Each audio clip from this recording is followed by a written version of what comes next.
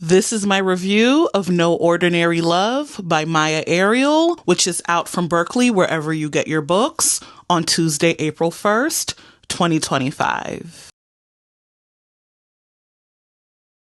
Hi, my name is Talia. Welcome back to my channel. It is time for another book review. So yes, No Ordinary Love is out on Tuesday, April 1.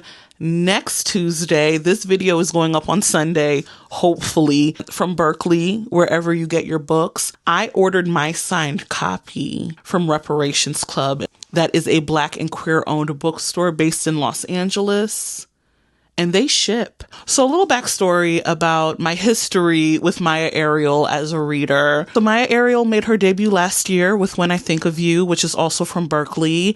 And this is a Hollywood second chance romance. Read it, fell in love. It was actually one of the 10 books I selected for Essence Fest. A little backstory, a little lore. If you are just meeting me like today, I am a bookfluencer specifically on Book Talk, and I had the honor of being one of the moderators for the author stage at Essence Fest last year. Each influencer moderator got to pick 10 books, 10 Black books for the official Essence Fest bookstore. And I loved When I Think of You by Myah Ariel so much. I'm like, this needs to be part of my 10. And her next book, book number 2, is not in a series, but her second book, it's called No Ordinary Love. It's named after the Sade song. This is another Hollywood romance. And I had the honor of reading an advanced copy in preparation for my interview with her last week. If you want to learn more about the book and her as an author and her journey, check out the last video. But I still wanted to do a standalone review of the book. Like, I'm a fan of this book as well. So yeah, let's get started. Let me know if you're planning to read this in the comments. And I'm going to make this as spoiler free as possible. I think I'm pretty good at keeping things spoiler free. In No Ordinary Love, we have our FMC, our female main character. Her name is Ella Simone. That is her stage name. She is a world famous R&B pop star. She's been in the music industry for about a decade. She was discovered by super producer Elliot Majors when she was around 19 years old. They start a working relationship. It becomes a romantic relationship. They get married. But 8 years into the marriage is done. The marriage is done. They've been separated for a little bit. The love has long gone in this marriage. And Ella finds herself, navigating that. So it's the Grammys, because what do singers do? They go to the Grammys. And Ella meets Miles Westbrook. Westbrook is a MLB player. He is a professional baseball player. He plays for the Dodgers. He has been called a bad boy by the media, and Ella and Miles meet backstage at the Grammys because they're presenting an award together. Something happens which basically forces them to embark on some sort of like PR relationship. And baby, the PR becomes real. For both When I Think of You and No Ordinary Love, Myah Ariel has mastered writing about famous people, writing about celebrity, writing about people who are deeply involved in the entertainment industry and still maintaining their humanity. The only difference between us and Myah's characters is that they're famous, they're rich, they're talented, but they feel the same things. They have the same insecurities. They have the same challenges. They experience heartbreak too. Love that she's able to write these characters and they still be relatable, still be characters that we can see ourselves in. And another strength of Ariel's is that these Hollywood romances, it is very clear that Myah herself has experience in the industry. And in my interview with her last week, she shared her entire career trajectory. Girl from Arkansas, loves movies, decides to go to NYU to study film. She ends up in LA studying at USC, getting her master's degree in art criticism. She works in the film and entertainment industry for some years, and she is experiencing all of these challenges, hardships as a Black woman in the industry. So she's kind of like, you know what? I'm going to take a step back. She goes into academia and then she goes into writing. So a lot of When I Think of You specifically is low-key autobiographical for Myah Ariel and about her experience working in the film industry. But even in No Ordinary Love, you're reading this book and you're like, this is not just simple Googles, right? This is not someone's idea of the entertainment industry. No, this is written from the perspective of someone who has experience in the industry, who knows people in the industry, whose close friends, colleagues, peers are in the industry. So that's something I also really, really enjoy. I love when authors write about what they know. So you have the glitz and glamour of Hollywood, but you also have humans. You have humans at the heart of this story. And Miles and Ella have the most incredible love story. The meet cute, chef's kiss. Myah's social media handles are actually Myah Meets Cute. So it's play on the meet cute. And baby, Myah knows how to write a meet cute. Myah knows how to write a meet cute where you're like, you know what? Love is about to bloom between these two characters. So the meet cute is incredible. The falling is also cute, right? We're dealing with this PR relationship. Things get real blurry, real quick, real quick. I low-key want to say this is a she falls first. Does she trust herself as she's falling? But Ella definitely falls first, but Miles falls harder. What I love about this couple is that both Ella and Miles have experienced something really similar, but Miles is a little further removed from it than Ella is, but that doesn't deter him. That doesn't deter him. I think if anything, it empowers him to be patient with Ella, to understand Ella, to give Ella the room that she needs to figure out herself, because she met Elliot when she was so young. So much of her identity as a woman, as an artist, is wrapped up with Elliot Majors. Miles gives her space to figure it all out. Miles is a man. Miles is a man. He is definitely getting inducted into Talia's Book Boyfriend Hall of Fame. And there hasn't been a lot of inductees for Q1 2025, low key, but I think Miles is the final inductee into Talia's Book Boyfriend Hall of Fame for Q1 2025. I love that he's not perfect. I love that he has, his own things and his own vulnerabilities and his own insecurities, but he is very much a man. He is very much a man. He is very clear. He is very clear about his intentions. I want you. I want you around. Okay? I love you. Whatever we got to do to make this work, in the midst of your divorce and your singing career and this transition you're having as an artist, and me, having to have a comeback season after a disastrous previous season, he makes it work. Miles is very close to his grandparents. Miles has a complicated relationship with his mother, as does Ella. Miles loves his people. He doesn't have a lot of people, but he loves his people. And yeah, he's just a man. One of my favorite things about No Ordinary Love is the music. It is the music. Y'all. So the title of the book is taken from a song, right? A Sade song. And our FMC is a singer. She's an R&B pop singer. But the music doesn't stop there. And Myah Ariel, you can tell.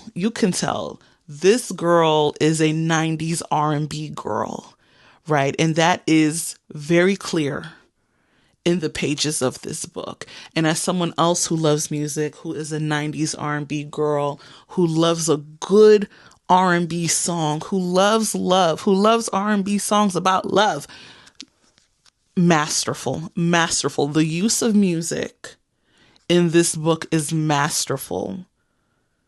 Right? Every time a song is referenced in this book, I'm like, ooh, let me pause.